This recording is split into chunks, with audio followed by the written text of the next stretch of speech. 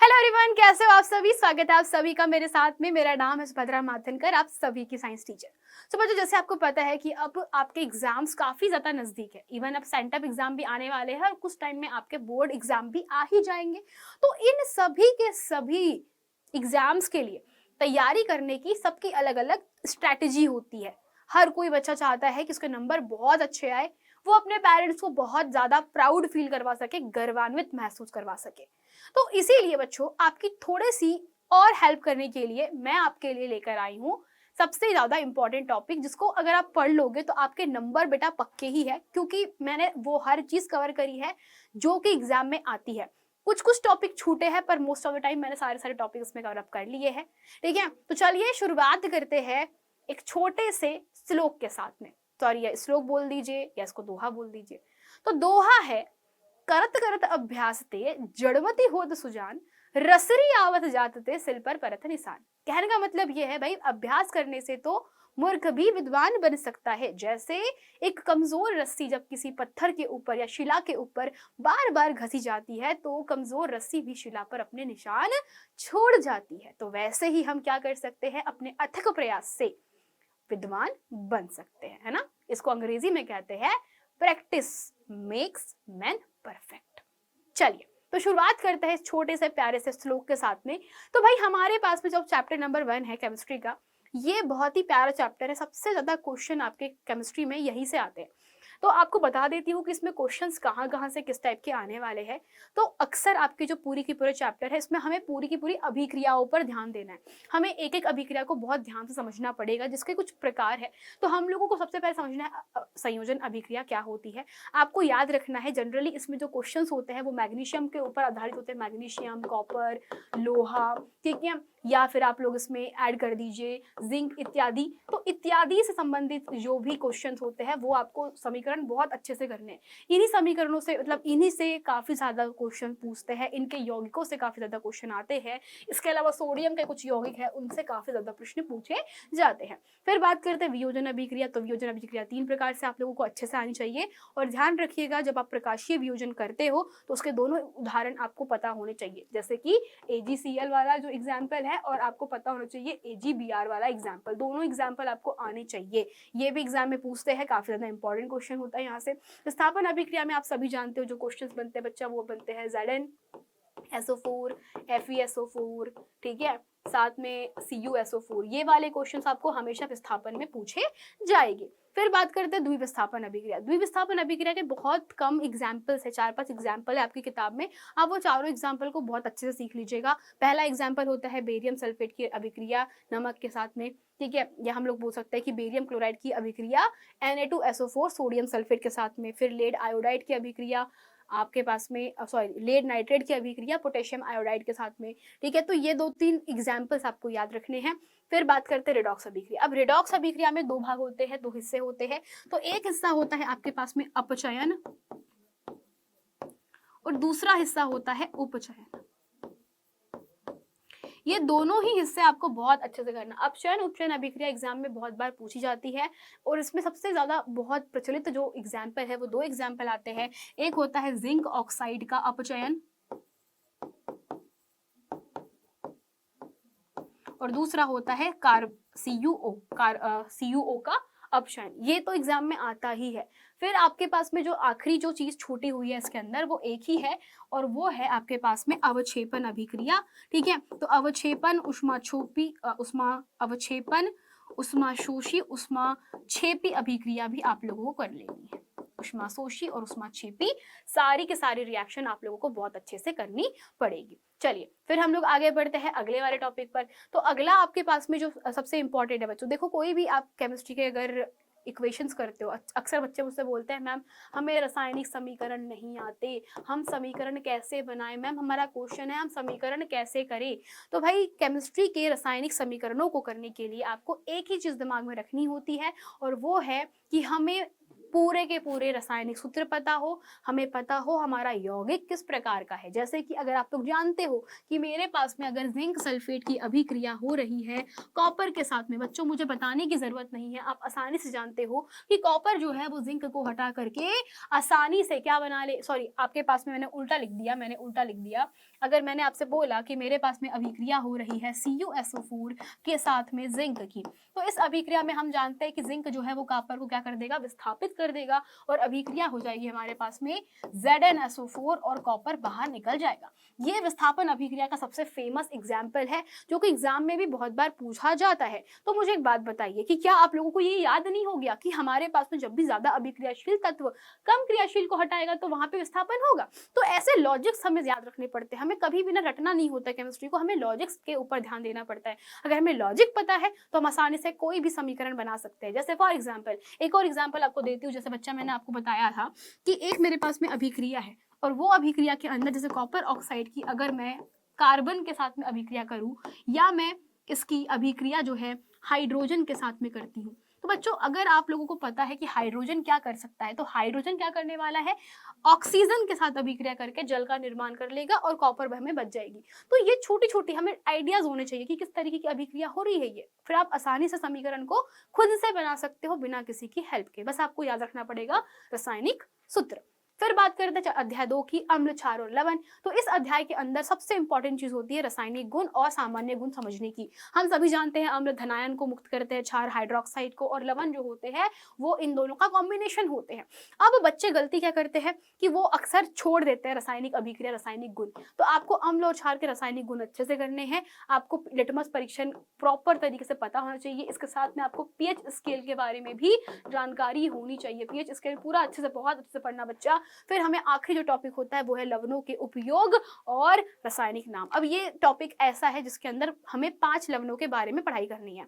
एक होता है आपके पास में नमक, दूसरा होता है सोडियम, आपके पास में होता है बच्चा कैल्शियम ऑक्सोक्लोराइड यानी कि विरंजक चूर्ण, बेकिंग सोडा के बाद में धुआंधार सोडा, आपका लास्ट होता है प्लास्टर ऑफ पेरिस। तो इनके ऊपर आप लोगों को ध्यान देना है और इनके उपयोग अक्सर एग्जाम में आते हैं बेटा, उपयोग सबसे ज्यादा आते हैं। जब भी आप चैप्टर 2 के क्वेश्चन देखोगे, या तो क्वेश्चन आपके पीएच स्केल से होंगे, या तो क्वेश्चन लिटमस परीक्षण से होंगे, या तो क्वेश्चन आपके पास में किसी भी यौगिक के उपयोग से होंगे, है ना, लवण के उपयोग से होते हैं। तो ये क्वेश्चन अम्ल, क्षार और लवण में काफी ज्यादा पूछे जाते हैं। तो ये टॉपिक तो बिल्कुल भी मत छोड़ना, एक एक चीज में आपको कवर करनी होगी। देन फिर हम लोग बात करते हैं बेटा, क्योंकि देखो बात है हमारे अच्छे नंबर की, तो अच्छे नंबर के लिए अगर जो टॉपर होता है ना वो एक भी टॉपिक नहीं छोड़ता। याद रखना, टॉपर छोटे से छोटा अनइम्पॉर्टेंट टॉपिक भी पढ़ेगा क्योंकि उसे डर रहता है कि यार मेरा ये टॉपिक छूट जाएगा तो मैं पेपर में शायद नंबर लेकर के ना आ सकूं। तो वो क्या करता है, हर छोटे से छोटे टॉपिक को बहुत ही मजबूती से पढ़ाई करता है। तो आपको भी दिमाग में ये ध्यान रखना है कि चाहे चैप्टर 1 हो चाहे चैप्टर 2 हो,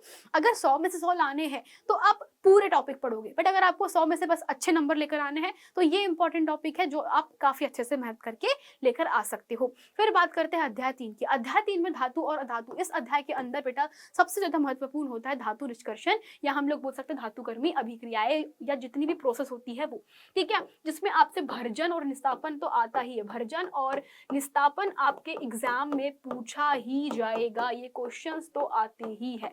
तो आपको ध्यान रखना है इन दोनों ही की दोनों के क्वेश्चन को आपको बहुत अच्छे से करना है। इसके अलावा आपसे प्रश्न पूछे जाएंगे और वो है भौतिक और रासायनिक गुण। भौतिक गुण क्या होते हैं, जैसे आधात, वर्धीयता, तान्यता, ठीक है। फिर हम लोगों ने समझा कि ये सुचालक होती है, कुचालक होती है, सब चीजें हम लोगों ने पढ़ी है भौतिक गुणों में। तो भौतिक गुण में आपके एमसीक्यू क्वेश्चन काफी ज्यादा बनते हैं। आपसे अपवाद याद रखना, अपवाद जो है वो पूरे के पूरे पता होने चाहिए क्योंकि अपवादों से काफी मतलब एकदम ट्रिकी क्वेश्चन बनता है, ठीक है। रासायनिक गुण में आप लोगों को बस कौन सा वाला याद रखना है कि जब हमारे पास में कोई धातु के अभिक्रिया होती है, जैसे धातु के ऑक्साइड की अभिक्रिया किसी अन्य अभिक्रियाशील धातु से होती है तो क्या होगा, तो ये वाली होती है आपकी रासायनिक गुण। तो आपको ये भी अच्छे से कवर अप करना है। फिर आखिरी में आपको जो ध्यान रखना है वो है मिश्र धातुएं, क्योंकि कांसा और पीतल एग्जाम में कई बार पूछे जाते हैं।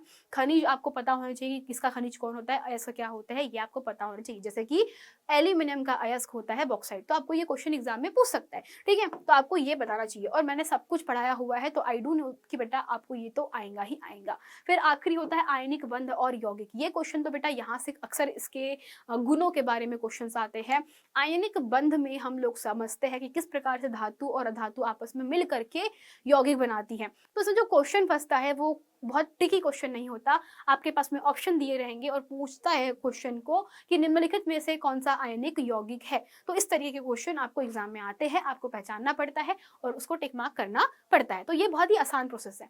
फिर हम बात करते हैं अध्याय 4 की। तो अध्याय 4 चौथा अध्याय जो है उसके अंदर क्वेश्चन बहुत ही सही आते हैं। मतलब आपके पास में या तो आपके रासायनिक नाम पूछ लेता है कुछ यौगिकों के, जैसे कि अल्कोहल, इथॉल, या फंक्शनल ग्रुप कौन सा है ना, यानी कि प्रकारात्मक समूह से क्वेश्चन पूछे जा सकते हैं। ये वाला भी टॉपिक कई बार आ जाता है। संतृप्त असंतृप्त हाइड्रोकार्बन के उदाहरण आपको पते होने चाहिए। सहसंयोजक बंध और उसके जो गुण है, आपको मैंने बोला ना कि आयनिक यौगिक और सहसंयोजी यौगिक, ये दोनों के बीच में अंतर भी एग्जाम में आ सकते हैं, ठीक है। एंड आपको अपर रूप यानी हीरा, ग्रेफाइट इत्यादि के बारे में आपको पता होना चाहिए। आपको पता होना चाहिए कि हीरा ग्रेफाइट क्यों अलग होते हैं, ठीक है। हीरा क्यों विद्युत का कुचालक है, जबकि ग्रेफाइट जो होता है वो कैसा होता है, विद्युत का सुचालक होता है। फिर आपको याद रखना है समावयव। समावयव मतलब कि जिनके रासायनिक जो स्ट्रक्चर्स, रासायनिक सूत्र जो होते हैं वो तो समान होते हैं, पर स्ट्रक्चर यानी कि जो उनकी बनावट होती, संरचना होती है, वो बदल जाती है। प्रकारात्मक समूह आपको चारों याद रखने बेटा। आपको सारे जैसे CHO हो गया, CO हो गया, है ना, COOH हो गया, क्लोरीन हो गया इत्यादि आपको पता होने चाहिए। एल्कोहल CH3COOH और डिटर्जेंट साबुन के बारे में आपको अच्छे से नॉलेज रखनी है। ये सारी चीजें आपके एग्जाम में काफी ज्यादा बार बार एग्जाम में आती ही आती है। और आपको पता है वो बोलते हैं ना कि जो दूध का जला होता है वो छाछ भी फूक फूक के पीता है। एक बहुत ही पुराना डायलॉग है ये। तो दूध का जला छाछ भी फूक फूक के पीता है, ये स्टेटमेंट कहा जाता है कि जब आपका एक भी नंबर कट जाता है तो आप अगली बार से अपने आप को या नंबर कटने से या गलती करने से बचाने के लिए आप वो हर छोटी छोटी चीज को पढ़ना चाहोगे जहां से एग्जाम में क्वेश्चन आ सकते हैं। मैं बेटा बोलूं तो पूरी किताब ही इंपॉर्टेंट है। अगर आपको पास होना है तो मैं आपको टॉपिक बता देती हूँ पास होने के लिए, लेकिन हमारा टारगेट क्या है, बहुत अच्छे नंबर लेकर के आना। और उसके लिए हमें एक एक टॉपिक को अच्छे से समझ के डिटेल में समझना पड़ता है। छोटी छोटी चीजों पे हमें ध्यान देना पड़ता है, बारीकी से पढ़ना पड़ता है, तभी बेटा आप 90% से ज्यादा बना पाओगे। देखो 90% तो बेटा एवे भी बन जाएंगे, अगर आप आखिरी का 3 महीना पढ़ते हो तब भी आपके पास में बन जाएंगे। परंतु हमारा फोकस क्या होता है, आखिरी जो मेन एग्जाम है उसमें बहुत अच्छे नंबर लेकर आना, 90 से ज्यादा नंबर लेकर आना। तो वो बेटा बहुत ही टफ टास्क होता है जिसके लिए हमें पूरा का पूरा पढ़ना होता है, ठीक है। चलो अब आपके पास में जो लास्ट और सबसे इंपॉर्टेंट बोलेंगे या फिर बच्चों बोल सकते हैं केमिस्ट्री की रीढ़ की हड्डी होती है ये, वो है तत्वों का आवर्ती वर्गीकरण या वर्गीकरण सिद्धांत। सो बेसिकली हमें इसमें इतिहास के ऊपर भी जाना पड़ता है। कई बार आप लोगों से क्वेश्चन से डिफरेंट टाइप का पूछेगा, बट मेंडलीफ की आवर्त सारणी एग्जाम में आती है। मेंडलीफ एंड मोजले की आधुनिक आवर्त सारणी, इसमें मैंने नोट नहीं किया, बट आपको मोजले की भी आधुनिक आवर्त सारणी के ऊपर ध्यान देना है, एग्जाम में आता है।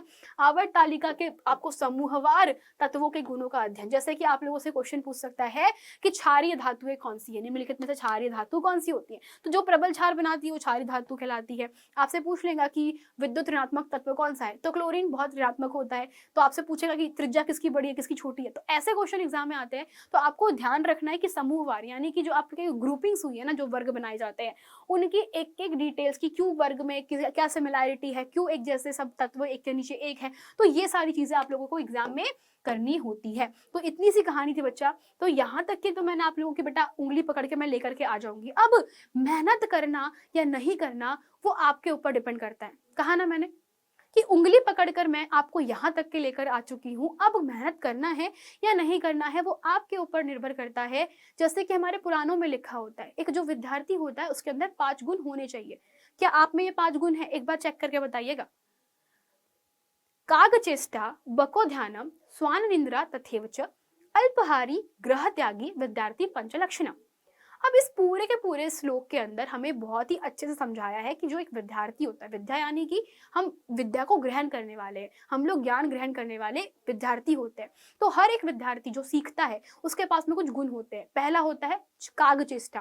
कागचेष्टा क्या होता है? इसका मतलब होता है कौवे के जैसे हमें ध्यान रखना है, बगुले के जैसे हमारा क्या होना चाहिए, चेतना होनी चाहिए। तो कागचेष्टा, बको ध्यानम, श्वान निंद्रा तथेव च, यानी कुत्ते के जैसे स्लीप होनी चाहिए। कुत्ता कैसे बिल्कुल सतर्क हो जाता है, एकदम अवेक होता है, तो उस तरीके से सोना है, ठीक है।